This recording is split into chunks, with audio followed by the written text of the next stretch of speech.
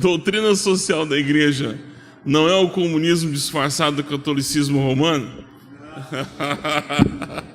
Olha, essa não merece resposta, viu?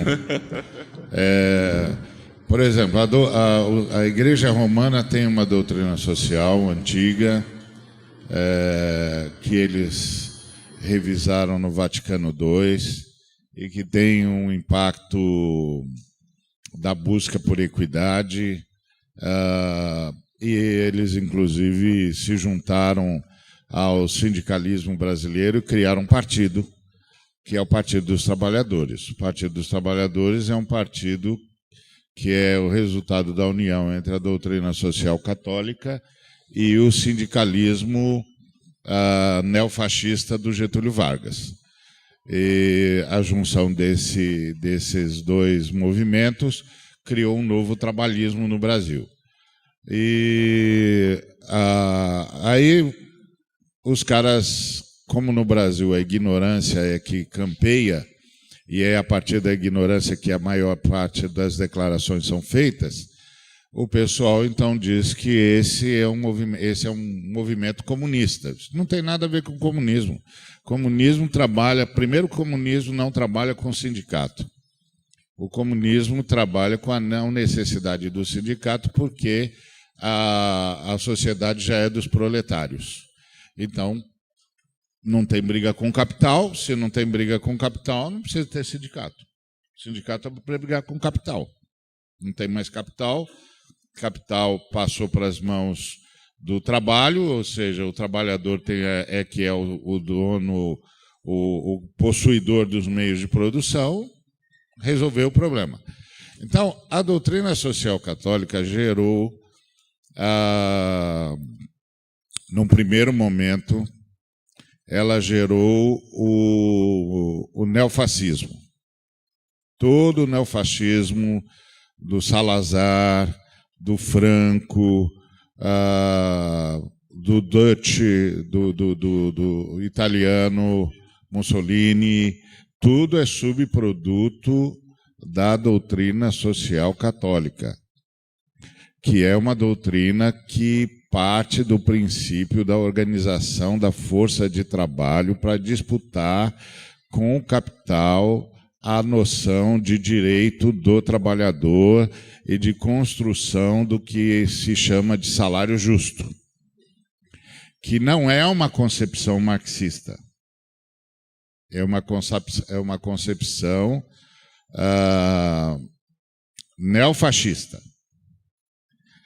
E o neofascismo venceu o comunismo na Europa porque, como diz o historiador Jorge Lukács, os fascistas entenderam que havia mais proximidade entre os proletários de uma determinada nação e os industriais e o capital dessa nação do que o sonho marxista do proletários de todo mundo univos.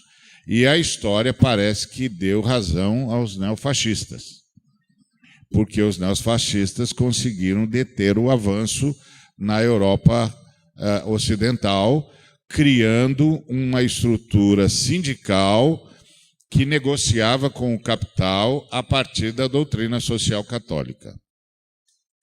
Então, isto posto, confundir as duas coisas só tem uma explicação: a absoluta falta de leitura e de informação para ser bondoso. Certo? Hoje eu estou bem crente, então estou decidindo ser bondoso. Então só pode ser falta de informação. Então, quando você falar em doutrina social católica, você pensa, o que foi que isso gerou? Isso gerou o franquismo, isso gerou o salazarismo, isso gerou o neofascismo italiano, isso gerou parte do que foi o neofascismo, o nazismo, o nacional-socialismo alemão. Isso é fruto da doutrina social católica. Por isso que o Papa Pio XI estendeu a destra de comunhão para o Hitler, porque eles estão trabalhando com o mesmo conceito social, que é o conceito de fortalecer a classe trabalhadora em sindicatos para enfrentar o capital e garantir os seus direitos. Essa é a lógica. É a lógica que aqui no Brasil, primeiro teve no PTB a sua manifestação, pós retomada do poder por Getúlio Vargas pela via eleitoral, e que acabou gerando o que hoje nós conhecemos como Partido dos Trabalhadores, que é a união entre o sindicalismo neofascista e a doutrina social católica, que parte do princípio que há mais afinidade entre o trabalhador e o capital de uma determinada nação do que o sonho marxista do proletário de todo mundo univos. Então, uma coisa não pode ser confundida com a outra. São coisas absolutamente diferentes. O comunismo trabalha pela erradicação das classes e pela posse dos meios de produção por parte da classe trabalhadora, que se torna a classe hegemônica, ou seja, não há mais nenhuma outra classe, porque todo mundo é trabalhador. Então, e quando chegar lá no escatom deles, de manhã você é artista, à tarde você é metalúrgico, de noite você é cantor. Ponto. São coisas totalmente diferentes. Totalmente diferentes. Então, nunca pense com essa categoria. Por exemplo, você tem aqui no Brasil um sindicalismo forte. O sindicalismo no Brasil é a prova cabal de que o trabalhismo está no poder. Os trabalhadores estão querendo governar a nação a partir da noção de salário justo. Isso é uma coisa totalmente diferente de comunismo. Então, essas coisas não se confundem. Não tem comunismo disfarçado na doutrina social romana. Não tem. Os romanos sempre foram anticomunistas. Agora, se você está pensando nos protestantes, os protestantes não têm doutrina social. Os protestantes são intimistas, principalmente no Brasil. Agora, com a teologia da libertação vindo do mundo católico e a teologia da missão integral vindo do mundo evangélico, é que nós estamos forçando a igreja evangélica brasileira a pensar que tem de ter uma doutrina social. Mas durante séculos nós não tivemos. Depois da Pia Desidéria, no século XVII, Jacó Spengler transforma a fé evangélica numa fé intimista. Cada pessoa tem de ter o seu encontro pessoal com Jesus Cristo, se consertar um homem, conserta o mundo. Ponto. Não tem doutrina social. Esse é o ponto. Agora, a fé cristã vai gerar, principalmente na Europa, um movimento filosófico que nós chamamos de pactualistas. Então, esses pactualistas, Hobbes, Locke, Diderot, Rousseau, esses caras vão começar a repensar o Estado a partir do princípio cristão. Tá certo? E aí você tem o fenômeno do capitalismo, que, segundo Max Weber, a foto que ele tirou lá no tempo dele, século XIX, é subproduto da ética calvinista. Ele escreveu lá o espírito do capitalismo e a ética protestante, mas é a ética calvinista, porque os luteranos construíram outra sociedade, por exemplo. Mas num país onde todo mundo é intelectual de orelha de livro, quando muito, fica essa loucura aí. E não dá nem para conversar, porque você diz, irmão, não vou fazer isso com você. Eu te amo, você é de Jesus, a gente vai passar a eternidade junto, eu não vou fazer isso com você. Deus te abençoe, querido, vá em paz, que a paz do Senhor seja no seu coração e no meu, que eu também preciso. Então, assim, eu não te irrito e você não tira a minha paz, tá bom? Me deixa com a paz de Cristo, que é tudo que eu estou desejando para você, com a paz de Cristo. Porque você não sabe, meu filho, você não leu, você não entende, você não sabe o que você está falando. Então, essa pergunta, ela vem a calhar, porque essa é a realidade da igreja brasileira. Os caras têm um verdadeiro arancés, como dizia o Voltaire, conceitual, ninguém sabe direito definir conceito nenhum, e aí tudo que não parece com o meu pastor e com o que o meu pastor pregou do alto da sua ignorância conceitual é comunismo. Eu queria participar dessa reflexão junto com a Ari aqui, mas também entendendo assim o que acontece também de forma mais popular. Então, a pergunta às vezes vem com um tom de erudição, a gente também responde isso com essa reflexão erudita, mas existe uma percepção popular. Então, o povo, de alguma maneira, ele não vai ter esse subsídio cultural. Então, há um risco da gente, como igreja, que somos responsáveis pelo povo e não pelas definições. Nós somos responsáveis pela vida do povo e não pelas nossas definições, os conceitos, a erudição. Então, na verdade, as pessoas olham isso e elas vão sendo divididas e elas vão ficando em currais fechados dentro dessas definições. Há um risco da gente transformar toda essa reflexão num debate também de erudição, de definições. E aí isso vai ficar uma coisa muito mais dialética e não vivencial. Há esse risco dentro do próprio movimento Missão na íntegra. A gente ficar aqui produzindo discursos que apuram as definições, mas que também não trazem a resposta lá no cotidiano.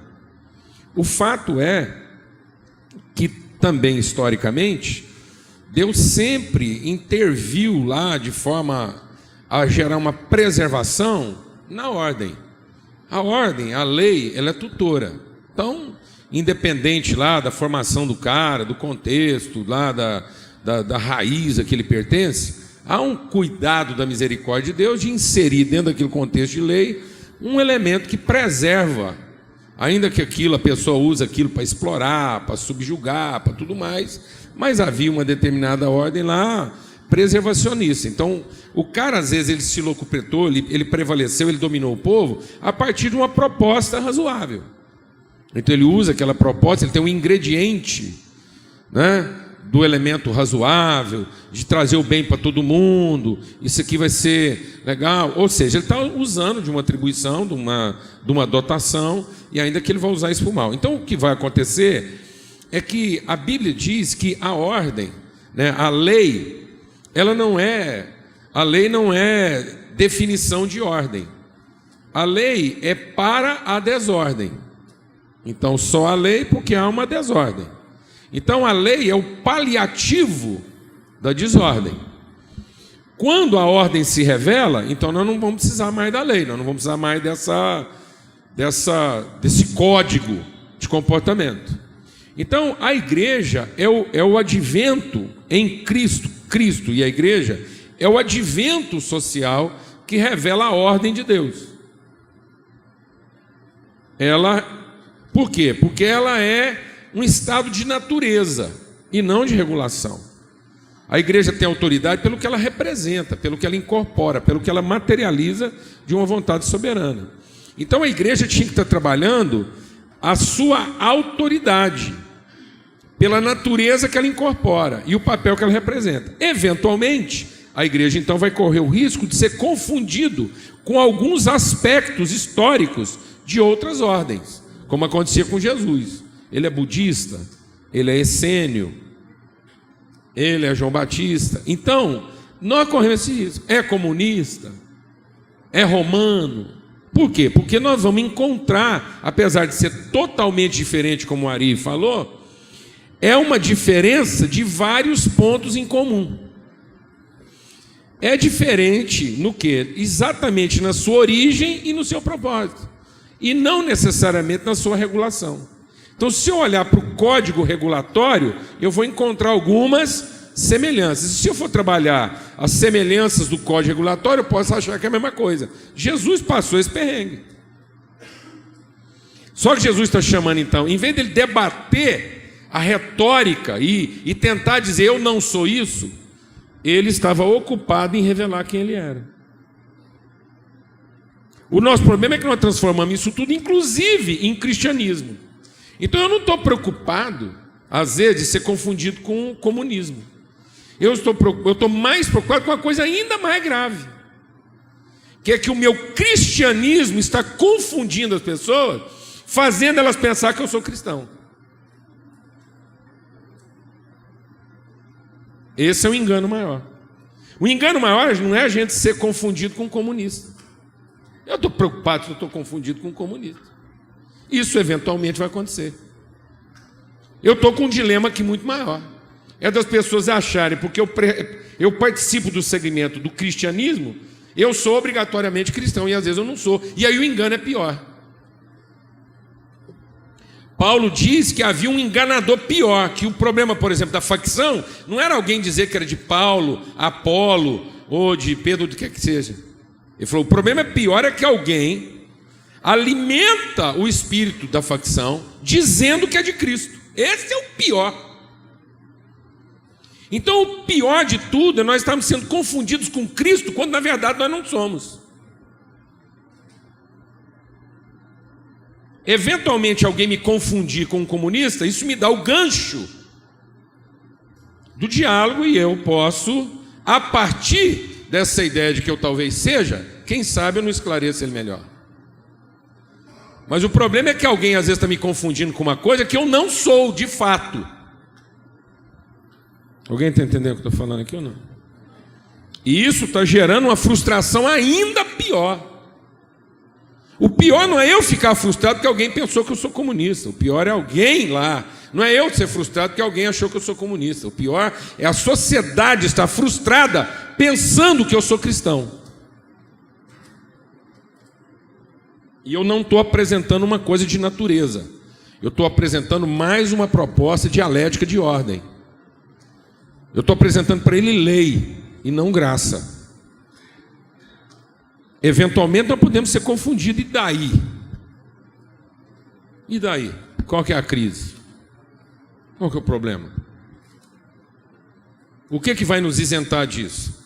Naquilo que é o bem, então há spots, há pontos de bem em todas as coisas lá. Eu vou discutir lá algumas coisas do Buda que parecem o quê? Cristãs. Algumas propostas comunistas que parecem propostas do quê? Cristãs. O Hitler subiu em cima de uma plataforma de quê? Justiça social. O que ele estava falando era mentira? Não. O que ele estava falando não era verdade, mas também não era o quê? Mentira. Então o maior engano é quando a gente apresenta uma coisa que não é mentira. Algumas coisas que nós estamos dizendo para a comunidade, a respeito de nós, não é mentira. Mas não é a expressão genuína da verdade. Está faltando verdade. Apesar de não ser mentira. Muitas coisas que o comunismo disse não é mentira. Mas não é a expressão da verdade. E agora vamos discutir aqui o que é verdade e o que é mentira? Nós vamos conseguir apurar isso? Para salvar quem no fim? A consciência do outro ou a nossa reputação? Eu estou pouco lixando com a nossa reputação. Aliás, uma coisa que está intrínseca em ser cristão é que nós vamos ser gente de má reputação. Nós temos que estar preocupados em salvar a consciência do outro. E não a definição que ele tem de mim. O problema é que nós estamos, às vezes, nós estamos nos defendendo. E sendo que nós não precisamos de defesa. Nós vamos transformar isso sendo um testemunho. Então, é formar um discípulo e não um devoto. Essa pessoa tem que ter condições de nos seguir. E na medida que ele anda conosco, essa relação vai mostrando para ele de fato quem nós somos. E isso vai depurando o discurso. O que tem que depurar esse discurso é a relação. Porque é na relação que ele vai conhecer a verdade. E não no discurso.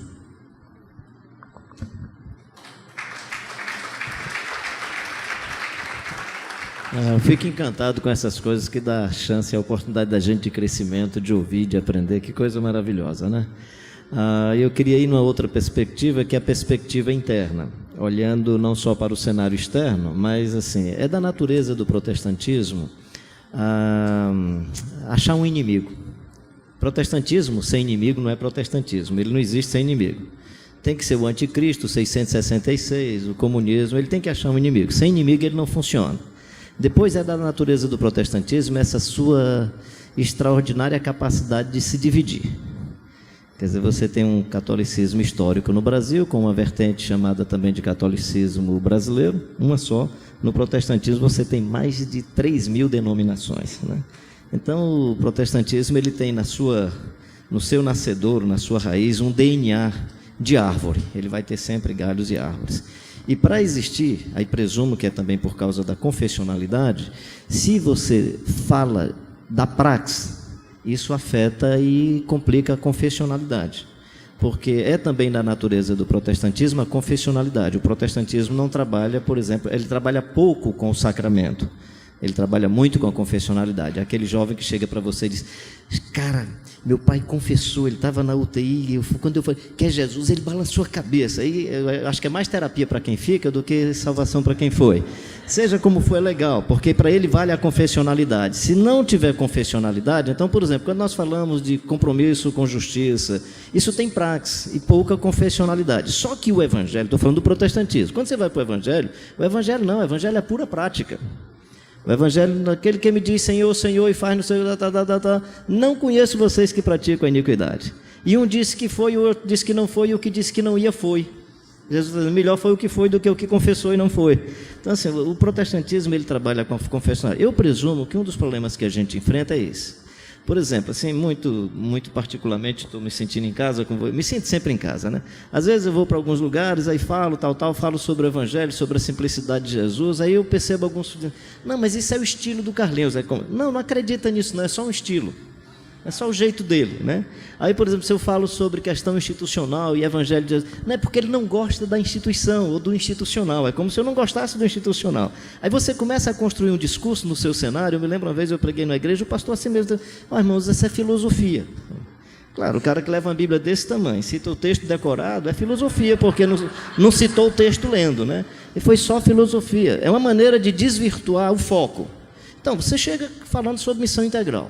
Missão integral diz que a gente tem que pensar as relações justas na família, relações justas no cenário religioso.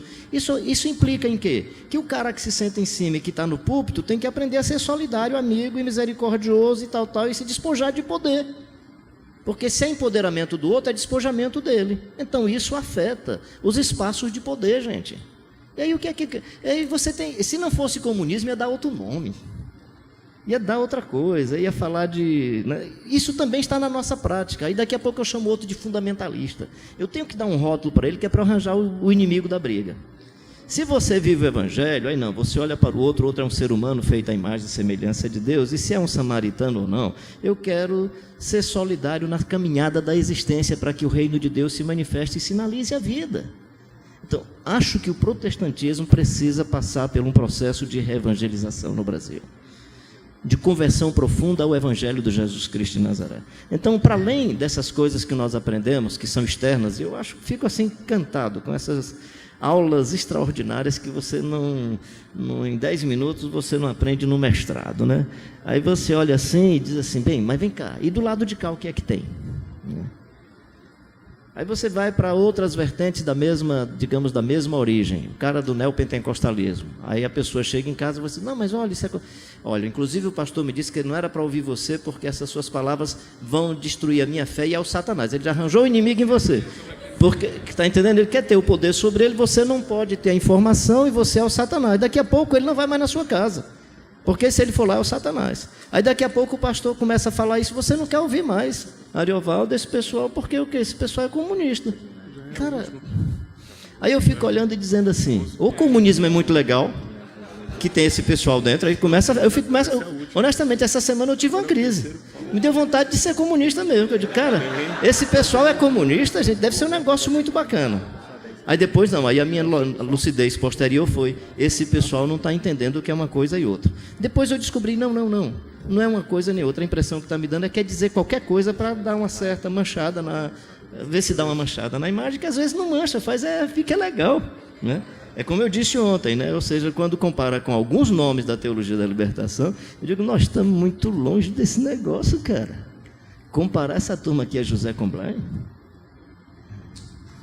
Gutierrez, está muito longe. Aí um outro tema bem rapidinho, só por causa de um momento que não era debate, era dois caras falando, queimando o pessoal da Missão Integral. Aí aproveita a frase do Gutierrez, que é uma frase lúcida, dizendo assim, nós os teólogos da libertação fizemos a opção pelos pobres e os pobres fizeram a opção pelo pentecostalismo e pelos grupos carismáticos católicos. O que é que ele estava falando?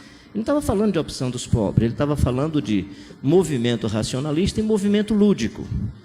O que é que ele estava dizendo? Ele estava dizendo, nós somos muito enfáticos na discussão política, na discussão social, na discussão econômica, e esquecemos que o pobre gosta de festa, de chorar, de dar uns pulos, de frevo. O pobre gosta disso. Então, o que ele está dizendo é o seguinte, nós esquecemos disso, da dimensão lúdica, e nos focamos só na racionalidade. Isso serve para qualquer movimento religioso. Eu poderia usar essa mesma frase, essa mesma expressão, para dizer que as igrejas históricas se conservaram só na teologia ortodoxa e esqueceram das dimensões lúdicas, e houve um movimento de renovação, que foram as pessoas querendo falar em língua, bater palma, dar uns pulos a mais e sentir um negócio que ninguém sentia. Ou seja, você pode usar esse mesmo raciocínio para analisar vários cenários. Agora, dizer isso sobre o pessoal da Missão Integral, eu acho injusto, porque tem uns caras desses que oram que eu fico com vergonha, oram muito. Tem uns irmãos desses que creem nas Escrituras muito mais do que eu. Se você quiser me xingar pela maneira como eu percebo a Escritura, fique à vontade. Qualquer protestante pode me xingar, não tem problema. Ariovaldo é que diz, cara, cuidado que tu está indo muito longe, dá uma encurtada nessa tua percepção. É quem me ajuda, né? Agora, dizer que essa turma, peraí, cara. Aliás, um dos temas que a Missão Integral trouxe aproveitando da teologia ortodoxa, foi a Escritura é a palavra de Deus, né? Eu acho que é mais do que isso. A palavra de Deus, aliás, é mais do que isso. A palavra de Deus é mais do que isso. Não vou entrar nesse tema não, senão vai dar uma confusão. E aí daqui vocês vão dizer que é o pessoal da Missão Integral que está dizendo isso. Bem, mas só para dizer o seguinte. Assim, eu fico tranquilo, e acho que vocês deveriam ficar tranquilos. Você que quer abraçar essa causa, que quer assumir isso, você vai ter sempre problemas com a confessionalidade do protestantismo brasileiro. Da mesma forma como você vai ter sempre problema com o sacramento do catolicismo. Se o cara é católico, está batizado desde a infância, ele já está garantido. Se ele não está batizado, ele é pagão. No protestantismo, não, especialmente nas igrejas batistas, Assembleia de Deus, pode batizar depois de 15, 13 anos, que ele não foi pagão até agora, né? Porque vale a confissão dele na hora do batismo. Aliás, o batismo, se tiver confissão, não vai ter batismo. Razão pela qual, na minha adolescência, eu vi algumas discussões na igreja quando o cara era um cara que a mente não funcionava. E como é que vai ficar a confissão dele? Isso é tão sério que para a celebração de ceia, por que é que às vezes nós não queremos que criança participe? Porque ele ainda não tem condição de confessar. Dá para perceber a dimensão da confessionalidade? Quando Jesus diz, deixai vir minhas criancinhas e não a impeçais, porque das tais é o reino dos céus. Seja lá, estou só querendo colocar que há um problema aqui de confessionalidade, de praxis e de sacramento. E aí nós vamos estar numa tensão sempre por causa da confessionalidade e da praxis.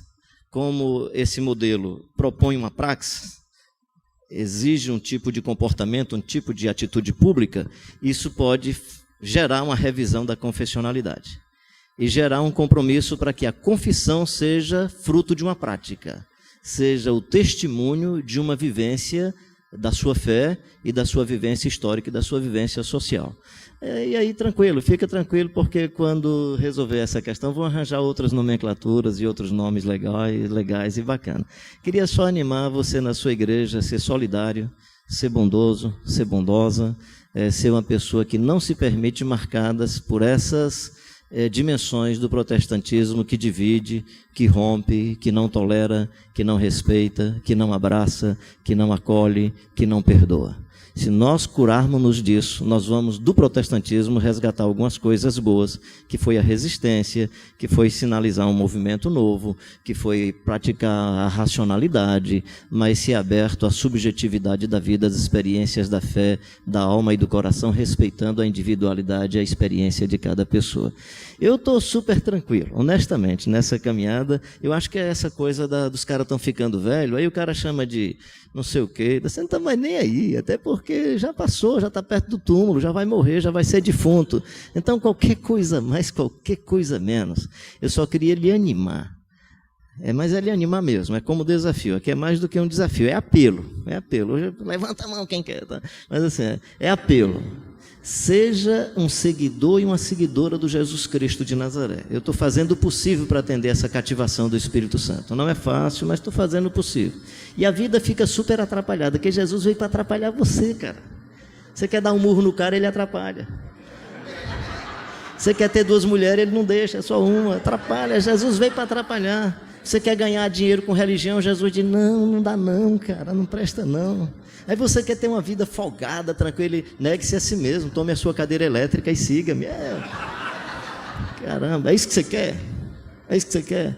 Aí ele diz, o cara que ficou na estrada caída, esse passou e levou, esse é meu seguidor, é desse jeito que eu quero você. Você está indo para a praia acabar a sua agenda. Você ia de férias e acabou a sua agenda. Você tinha um programa no culto e acabou a sua agenda, porque tem uma pessoa sofrida, tem uma criança que está aí à margem, tem uma criança... Gente, isso atrapalha demais, cara. É ruim. É muito ruim. Evangelho é ruim. Evangelho é ruim. Evangelho não dá para ser vendido. Deus fez o evangelho de um jeito que não dá para a gente vender. Você vende cacoetes da religião, amuletos que geram magia, você vende essas coisas que estão por aí, mas evangelho não dá para vender. É ruim de ser vendido. Se alguém quer vir após mim, negue-se a si mesmo, tome a sua cruz e siga-me, e ainda ore pelo inimigo e abençoe e pague mais 50. Duvido que os caras queiram seguir. Duvido. Pague mais 50. Evangelho é ruim. Evangelho é ruim. Ser comunista é isso, cara. Cuba estaria maravilhosa. Se ser comunista é isso, caramba, Angola... da década de 70 a 90 seria paraíso, camarada, seria paraíso. Agora, querer chamar isso de comunismo, ou é cegueira, ou perversidade. Eu prefiro, eu prefiro dizer o seguinte, é gente que não está tendo noção das coisas e por pura maldade ou leviandade fica falando desse tipo de coisa, né? Fica falando desse tipo de coisa. Cara, evangelho é muito legal, cara. Comparar o evangelho ao comunismo é muito doido. É chamar Jesus de embusteiro. É chamar Jesus de enganador. É dizer que Jesus não sei... Caramba, que maluquice. O pessoal ficou doido. O pessoal não sabe o que está dizendo, não. Xingar um segmento, xingar pessoas, tudo legal. Mas quando você começar a mexer com o evangelho do Jesus de Nazaré, quando você começar a mexer com a pessoa do Jesus Cristo de Nazaré, aí, cara, aí eu vou te contar. Aí, macho rei, aí vamos fazer cota para comprar o caixão do cara, né? Não porque ele vai para o sepultamento, é porque ele já morreu. Já morreu, já perdeu a sensibilidade humana, já perdeu a sensibilidade de ser gente. Bem, ficar por aqui, ver se eu me converto um dia ao Evangelho do Jesus de Nazaré, mais do que ao meu protestantismo, porque o Evangelho de Jesus de Nazaré tem um potencial tremendo para transformar a minha denominação, a sua denominação, o meu ministério, o seu ministério, e nós não somos concorrentes, nós somos irmãos e irmãs. Quem está no Evangelho de Jesus de Nazaré não está em beligerância especialmente contra o irmão, está em beligerância contra o mal. A nossa guerra é contra o mal, é contra as hostes maléficas.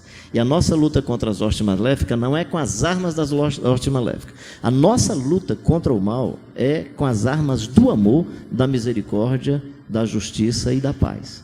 nós não usamos, ou não devemos usar, à luz do Evangelho de Jesus Cristo de Nazaré, as mesmas armas das trevas. As armas são outras. As armas são outras.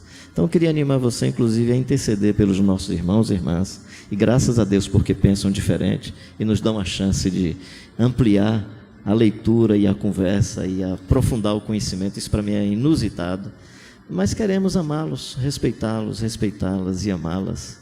E que Deus também nos ajude. Nós somos um bocado de bicho complicado. Ainda bem que um ajuda o outro para não ficar pisando na bola muitas vezes. Aí pisa só uma, duas vezes, aí recebe a exortação, a consolação, o ânimo. E graças a Deus que somos irmãos, amigos e amigas que ficam ajudando uns aos outros. Desculpa essa palavra assim, mais pastoral talvez do que em torno do tema, não é? Mas para que a gente saia com esse espírito da evangelização, com esse espírito da responsabilidade social. E só encerrando, assim, aí encerro mesmo. Um cidadão chegou para mim e disse assim: mas vocês não cuidam de evangelização, vocês só falam em coisa social. Eu digo: me cita 10 pessoas que o senhor já evangelizou na vida. Aí ele não conseguiu. Eu digo: 5, ele não conseguiu. Eu digo: nenhum, cara. Aí tinha um. Aí quando ele citou, eu digo: não, esse aí eu sei quem evangelizou, foi sua esposa, não foi o senhor não. Então o cara me fala sobre: não, vocês não falam evangelho. Tá, quantas... Gente, se um irmão da Assembleia de Deus, um pastor assembleiano, vier nos xingar que nós não evangelizamos, eu me curvo e digo: tranquilo, cara, você é bom, porque mesmo não concordando com todo o jeito de evangelização, vocês é que mais evangelizam no Brasil. Agora, vem cara que não evangeliza, dizer que a gente não fala de evangelização. E quando você chega com esse pau, quantas igrejas tem? Quantos irmãos, não sei quantas congregações você implantou, não sei. Peraí, gente, é maldade. Aí é maldade. É maldade. E esse pessoal, tem gente aqui que nem faz apelo. Sabe por quê? Porque eu termino o culto, o cara diz: cara, eu quero ser da sua igreja. Não, agora não. Fica esperando. Paulinho chegou para mim e disse: pastor Carlinhos, eu quero ir para a sua igreja. Cara, você é mais santo do que todos nós na nossa igreja. Não vá não, para você não se desviar. A não ser que você queira ir para lá para ser missionário entre nós. É um rapaz que trabalha com jovens em situação de alto risco, não tem, a história dele é do mundo católico, mas não tem compromisso com o catolicismo, não tem compromisso com o protestantismo, e é um seguidor maravilhoso do Jesus Cristo de Nazaré. Minha querida e meu querido, vamos seguir o Jesus de Nazaré. Vamos seguir o Jesus de Nazaré. E a missão integral vai ficar muito legal.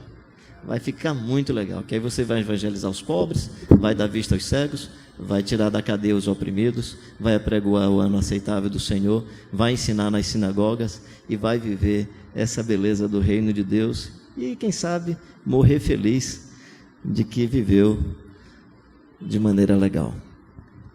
Amém.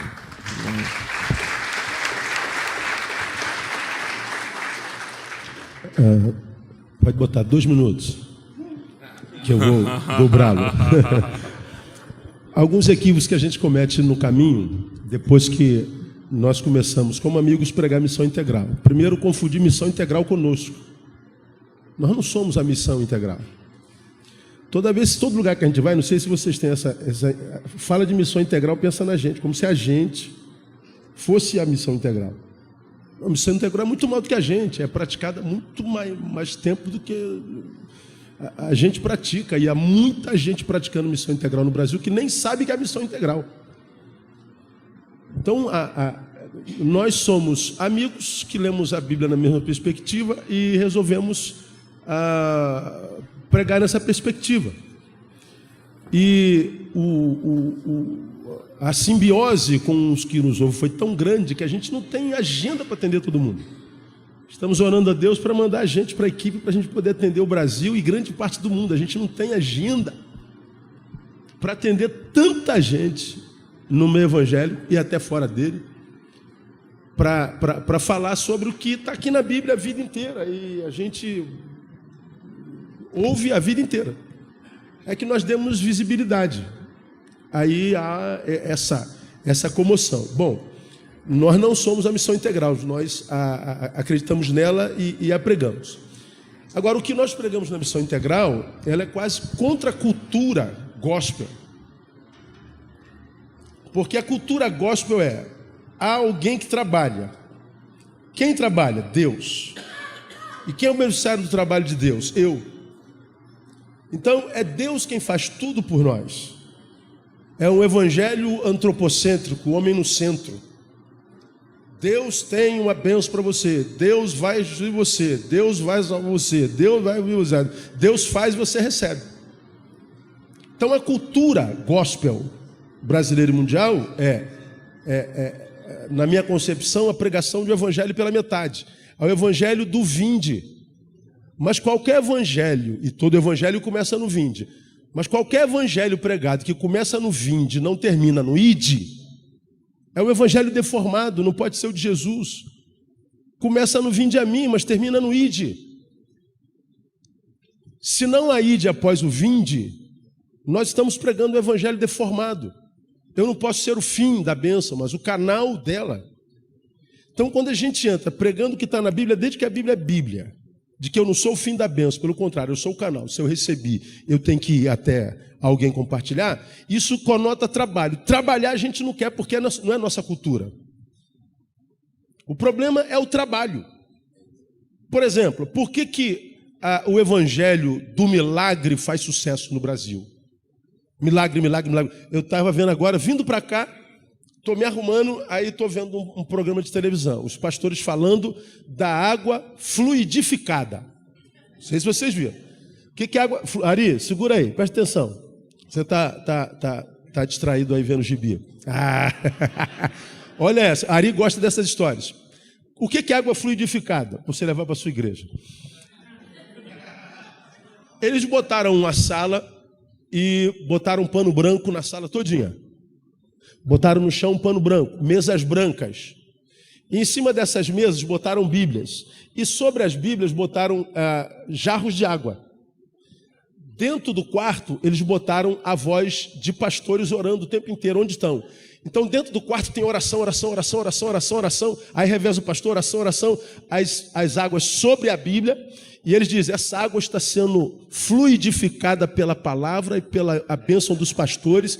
E você vai vir na sexta-feira, vai tomar essa água. E essa água vai mudar a sua história. É hoje. Procura uma igreja dessa. Hoje é o dia da sua bênção. Se vem para cá, vai apanhar, já sabe. Então vai. Aí, ou seja, essa água está sobre a palavra uma semana e recebendo oração uma semana. Basta que você beba essa água. Aí o cara diz, eu quero essa, só que isso paga e paga caro. Não, eu pago. Não requer trabalho. Eu bebo, resolve meu problema. Por que o milagre faz sucesso? Não requer trabalho. Deus faz tudo. A terra prometida substituiu o milagre por trabalho. O desejo desenfreado pelo milagre é a revelação de um espírito vagabundo. Porque há um monte de gente buscando milagre, pedindo o milagre enquanto fruto de uma semente que não plantou. Não quer trabalhar. Eu quero que Deus cure o meu casamento que está em problema. Não estaria se eu amasse minha esposa, se minha esposa se submetesse a mim. Eu quero que Deus salve meu filho. Não precisaria estar pedindo isso se eu não tivesse provocado ira, ele tivesse obedecido o pai. Quero que Deus cure minha cirrose. Eu não a teria se eu não tivesse bebido tanto. Agora, o que a gente não gosta é de trabalho, dá trabalho, irmão. Tem que mexer na estrutura, por exemplo, igreja local de novo. Desculpe, gente, eu sou pastor de igreja local. Mexer na estrutura todinha, sem visar crescimento, número. Só de incutir no rebanho a necessidade de servir sem segundas intenções. Só para trabalhar. Mas, pastor... Deus resolveu trabalhar, Pois é. A gente vai evangelizar lá, aquele cara vai vir para a nossa igreja, não tem a menor chance dele vir para cá. Então por que a gente vai lá? Trabalho vão. O problema da cultura gospel nacional é que a gente não gosta de trabalho. E nós fomos chamados para trabalhar. Não tem jeito. A capacitação do Espírito, os dons, a fé é para o serviço. Ora, se eu tenho o dom da misericórdia, é para mim esse dom? Eu tenho o dom da profecia, é para mim esse dom? Eu tenho o dom do socorro, é para mim o dom? O dom que a gente tem é para o outro. E o dom que o outro tem é para mim.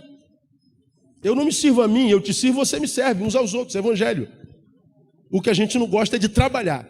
Quando fala de trabalho, é comunismo. Ou seja, não vou entrar nisso não, porque é comunismo, não, porque eu não quero trabalhar. Equívoco.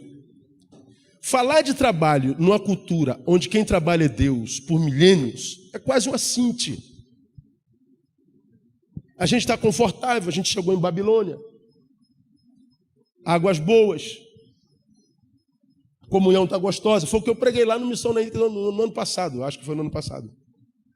Aí essa comunhão gostosa em torno das águas frescas de Babilônia faz com que Deus desça e confunda a língua, porque esse tipo de comunhão eu não quero. É a comunhão de gente que vive em torno de si mesmo, em torno do seu umbigo. Parasitismo disfarçado de comunhão. Quando Deus desce, desce para acabar com tudo. Então o problema é o trabalho. Então, e nós temos um outro problema. O Ari deu uma aula de como a história da filosofia das nações, da cultura das nações, como as nações foram construídas em cima dos valores cristãos. Veja os países mais ricos da Europa, são todos oriundos da influência cristã. Agora, o cristianismo, quando formou a ideologia das nações, não tinha uma história que denegrisse a imagem da mensagem nova que era pregada. Hoje, nós queremos influenciar a nossa nação, mas nós temos a história do cristianismo contemporâneo contra nós. A gente quer falar do evangelho sério, mas nós temos a história recente de um evangelicalismo pífio, vergonhoso atrás de nós. Aí quando a gente prega alguma coisa séria, ele pega a nossa história e esfrega na nossa cara. Nós lutamos contra a nossa própria face, porque a face da igreja do Brasil é horrível. Então a gente quer influenciar, pô, que credibilidade. Aí aparece os caras da televisão, aparece evangélico e aquilo lá. Então nós temos que... Eles quando chegaram, Biton falou, eles traziam uma mensagem virgem. E a nossa é uma mensagem adulterada. Prostituída. Aí quando aparece gente séria, tem segundas intenções. Agora, vão bater na gente até a gente morrer, problema nenhum. Não pode ser diferente. Nós somos quase contra a cultura. Aí diz, eles se acham os intelectuais da igreja, nunca falamos isso. Como é que eu posso ser intelectual? Nunca escrevi um livro. Não tem obra nenhuma publicada. Como? Não existe a menor hipótese. Agora, nenhum de nós pleiteia, diferente do que dizem, quer ser apóstolo. Não, quem vai ser o apóstolo entre nós? Ari. Não, Ari já é patriarca, né? Já está no outro nível. Apóstolo é o Carlinho Queiroz. Cara, dos pés sangrentos. Dos pés... Ninguém quer ser apóstolo, ninguém quer título, ninguém ganha dinheiro. Cara, a gente gasta muito dinheiro para fazer isso. São 4 igrejas que sustentam o ministério. A gente só paga e paga caro. A gente vem para cá, não ganha oferta nenhuma, não tem oferta nenhuma. Aí o nego fala assim, pô, tem que cobrar. Pô, pelo menos a passagem tem que pagar, pô. Não é possível. Vou dormir aonde? Na rua? Tem que pagar alguma coisa. A gente não recebe um centavo. A gente só gasta. A troco de quê? Trabalho. A gente sonha com a igreja ainda. Há muitos colegas nossos que desistiram da igreja. A gente acredita na igreja. Eu acredito na igreja. Para mim não existe esperança para o mundo senão pela igreja de Jesus Cristo. Talvez não seja essa que está aí. Mas por que a gente continua fazendo a despeito das pancadas? Porque a gente está vendo uma igreja emergir. Tem muita gente séria na igreja brasileira, fazendo o trabalho que ninguém vê, gente na simplicidade, no analfabetismo, gente negra, gente pobre, mas gente que está lá com uma bucha, fazendo um trabalho lindo. Mas a gente não vê porque a gente não tem rede que nos una. A gente não tem contato, nós estamos separados. Nós estamos longe uns dos outros. Por isso a rede. Então, nós temos que lutar contra a nossa própria face. Hoje a gente vive, terminei, João capítulo 10, que diz lá, em verdade, verdade vos digo, quem não entra pela porta do aprisco das ovelhas, mas sobe por outra parte, esse é ladrão e salteador. Ele está falando de aprisco. Vamos tirar aí a questão do conceito do judaísmo, histórico e tudo mais, vamos trazer para nós. Ele está falando de um aprisco. Diz que no aprisco de Deus tem gente que entra pela porta e tem gente que entra por outra parte. Resumo, os dois estão dentro. Então, o aprisco do rebanho das ovelhas não tem só ovelhas. Jesus fala disso desde sempre. Joio e trigo vão crescer juntos, só vai ser separado lá atrás. Se você é joio, o teu trabalho é se esforçar para não se transformar em joio. Se você é trigo, o seu trabalho é para não se transformar em joio. Para que você não viva a crise de identidade. Porque a gente vive um híbrido existencial tão grande que chega uma hora a gente não sabe nem mais quem é. Nos roubaram de nós. O nosso problema é a crise de identidade. Defina a igreja evangélica. Aí quando aparece o evangelho sendo pregado sem intenção alguma, nem a segunda, nem a primeira, eu acho. Comunismo. Por quê? Fala de trabalho. Fala de trabalho. Nosso problema é o trabalho. Agora, esse texto diz que ambos estão dentro do aprisco, mas define quem é o verdadeiro ou não. Diz que o que entra pela porta é pastor das ovelhas. Agora, olha o trabalho do pastor. A este o porteiro abre a porta, as ovelhas ouvem a sua voz, e ele chama pelo nome as suas ovelhas e a conduz para fora. O pastor entra no rebanho e tira as ovelhas do rebanho e leva para a rua. O trabalho do pastor não é encher o redil, é esvaziá-lo. O sucesso do evangelho, já falei, não se mensura pela quantidade de gente que entra para adorar, mas pela quantidade de gente que sai para servir. O pastor entra no rebanho, entra no redil para acabar com o redil. Não é que quando a gente encontra Jesus, a gente não chegou no porto final, a gente encontrou o caminho. Eu me encontrei com Jesus, então você já encontrou o caminho. Bom caminho leva alguma coisa de alguém ao outro, de um lugar a outro. Jesus não é o lugar onde a gente chega, é o novo caminho pelo qual ir. E João explica que caminho é esse. Aquele que diz amar a Deus e odeia seu irmão, trata com diferença seu irmão, finge que ele não existe. Até agora está em trevas. Ou seja, se alguém diz estar na luz de Deus, ignora o irmão. Odeia o irmão, trata com diferença o irmão. Diz estar na luz. Ele diz, é mentiroso. Por quê? Porque a luz de Deus só ilumina caminho que me leva em direção a alguém. Se eu não estou indo em direção a ninguém, mentira que eu estou na luz de Deus, mesmo que eu esteja dentro do aprisco, dentro do redil. Entrou por outra parte. Porque se entrou iluminado pela luz da palavra e pela luz de Deus, essa luz vai iluminar um caminho diante de mim. Esse caminho vai me levar em direção a alguém. Eu sei que eu estou servindo a Deus porque eu estou servindo a alguém. Se eu não estou servindo a ninguém, eu não estou servindo a Deus. Estou servindo a instituição. Então não tem como não apanhar, meu. Todo dia tem ovelha. O senhor viu o que escreveram, pastor? Pô, cara, eu não vi, não. O senhor viu? Pô, cara, não. Pô, estão batendo no seu aberto. Pô, minha imagem vale nada para mim. A minha imagem não vale nada. A única coisa na qual pode tocar em nós é na imagem. Porque não tem o que dizer de nós. Temos rabo preso em lugar nenhum. Queremos nada. Só o privilégio de sermos quem nós somos. Pregadores da palavra. Pastores. Então não tem como bater. Agora, nós estamos felizes pelo resultado que nós estamos vendo no Brasil. Eu tenho esperança na igreja.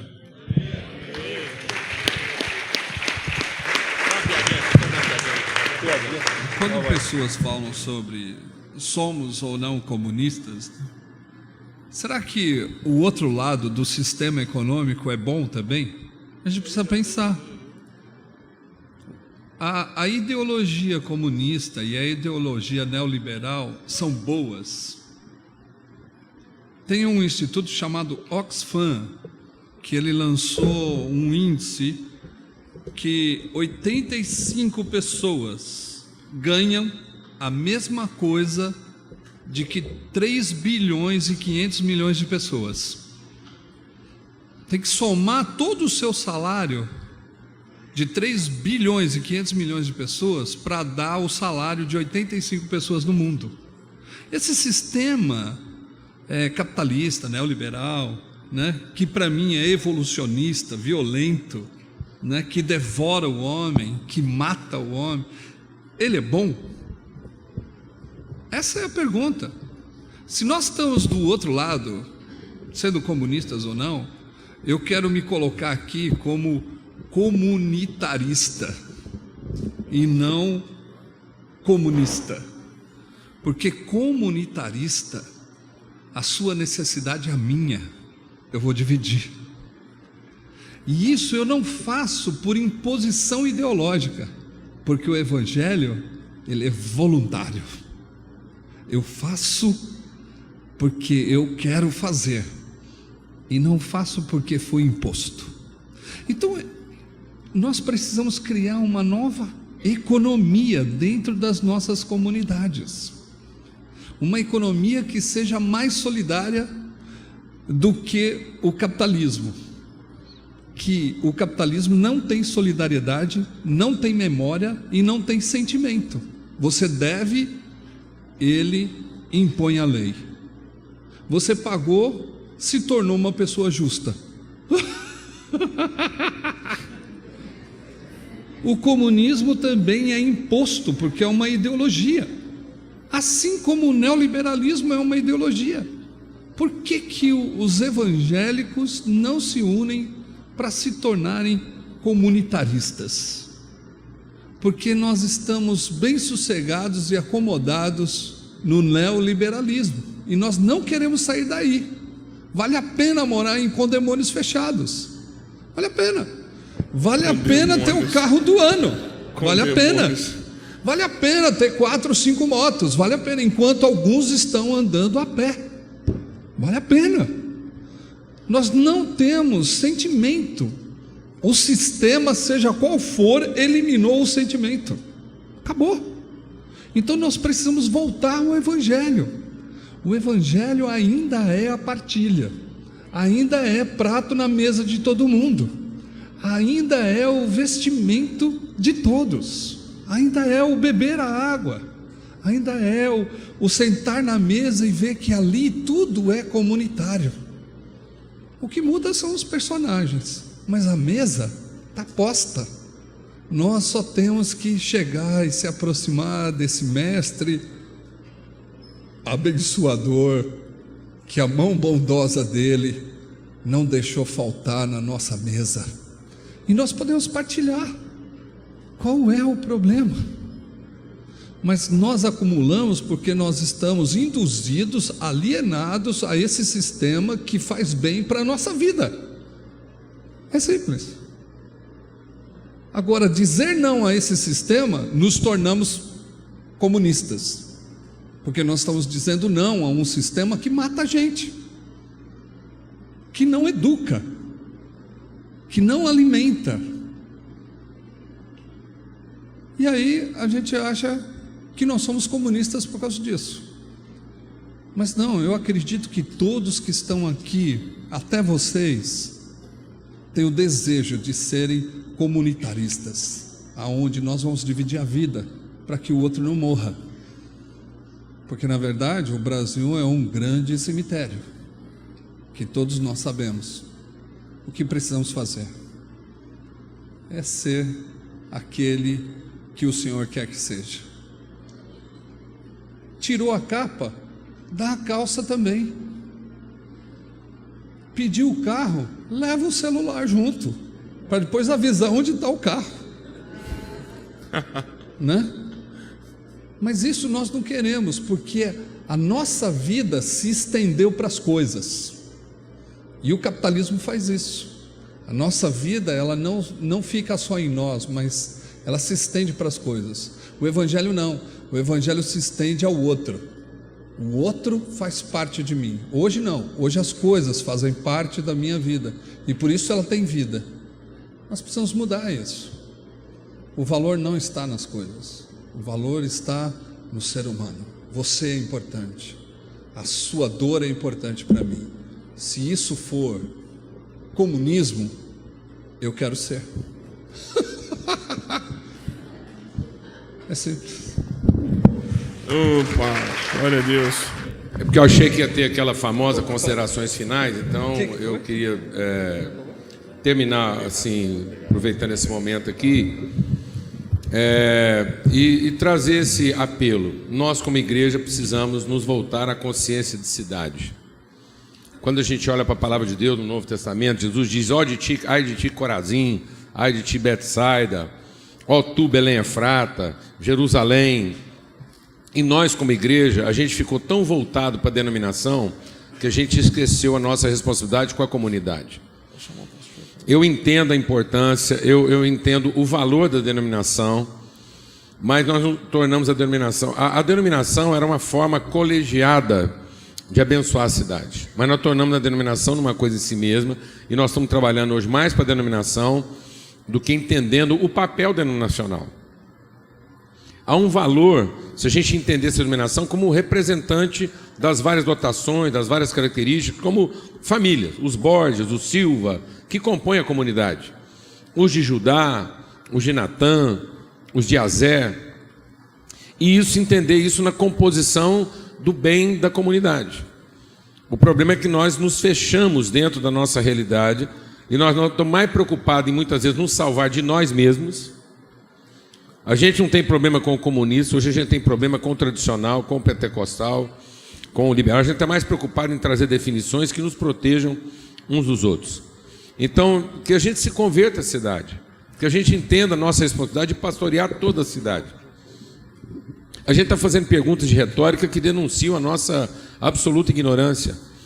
A gente começou uma intervenção lá no lixão de Goiânia, que era uma batata quente que ninguém queria colocar a mão, e alguns jovens foram lá, adotaram aquilo, trataram aquilo como comunidade, organizaram a cooperativa, e hoje é um modelo, é uma referência.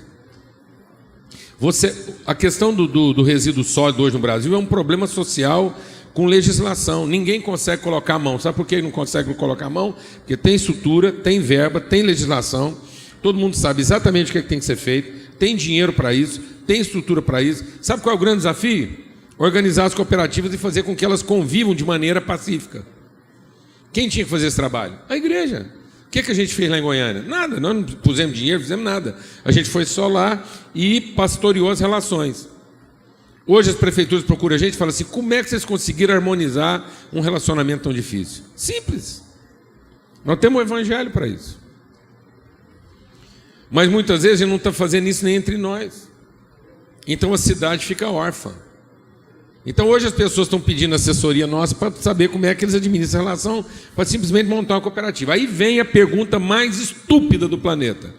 A gente chega lá, compartilha, todo mundo alegre, a comunidade sendo transformada, chega uma anta, vira para mim e fala assim: mas efetivamente, com esse trabalho todo, quantas pessoas já se converteram lá no trabalho do lixão? Eu falo: efetivamente, você quer saber? Eu falo umas 400. Deve estar faltando só umas 10 para converter. Mas isso tudo foi lá a minha congregação. Na minha congregação já converteu quase todo mundo, porque o objetivo era esse. O objetivo não era converter o pessoal do lixão, era converter a nossa paróquia. Agora a nossa paróquia já tem mais de 400 convertidos. Tá bom para você ou não? Porque o apelo é aqui, não é lá, ué. Quem falou que nós temos que fazer apelo lá? Lá nós temos que ser inspiração, o apelo é aqui, a conversão é aqui, não é lá. Convertam-se vocês e eles se converterão a vocês. Enquanto Jeremias lamentou sua condição, Deus falou para ele: converta-se você, Jeremias. Converta-se você a mim, eles se converterão a ti. E eu queria terminar com duas figuras metafóricas. O cara foi um professor de faculdade, ele dava só uma prova por ano, a prova final. Ele dava um tema e a pessoa tinha que fazer uma dissertação, passava ou não. E aí a dissertação do último do ano, a prova do ano foi: o inferno é endoscópico ou ele é endo ou ele é exotérmico ou endotérmico? Ele emite calor ou ele absorve calor? Ele é endotérmico ou exotérmico? Aí o cara fez a dissertação dele da seguinte maneira: partindo do pressuposto que todas as religiões do mundo mandam todo mundo para o inferno e que, na verdade, no fim de tudo, todo mundo vai para o inferno da religião do outro. Então o grande risco não é a gente se encontrar no céu, amado. O grande risco que nós estamos é de todo mundo se encontrar no inferno do outro. Aí ele falou: partindo do pressuposto que vai todo mundo para o inferno, isso quer dizer que o inferno aumenta em massa, ele não diminui. Ele está sempre aumentando porque ele está sempre recebendo gente. Se ele aumenta em massa, e a minha namorada falou que vai comigo para a cama só o dia que o inferno esfriar, e até hoje ela não foi, isso quer dizer que o inferno está aumentando em massa, e apesar de aumentar a massa, ele não esfria. Porque se ele tivesse esfriado, minha namorada já tinha deitado comigo.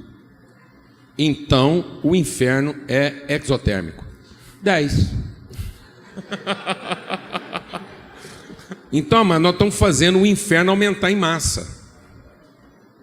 Porque, na verdade, nós estamos preocupados em definir quem vai para um lugar e quem vai para o outro. E aí eu queria trazer um testemunho de alguém que às vezes agiu inadvertidamente, nos dando um exemplo de verdadeiro ato cristão.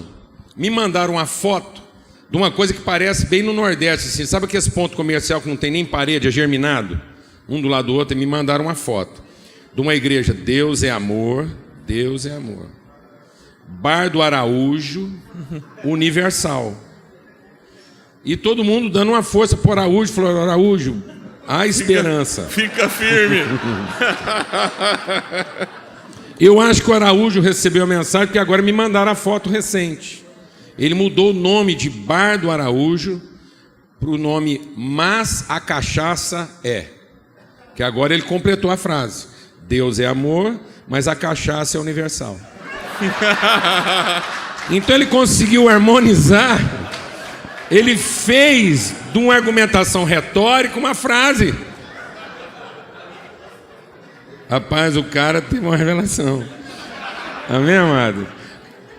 Vai ter mais gente, talvez, na igreja do Araújo. Amém, amados? Então, amém.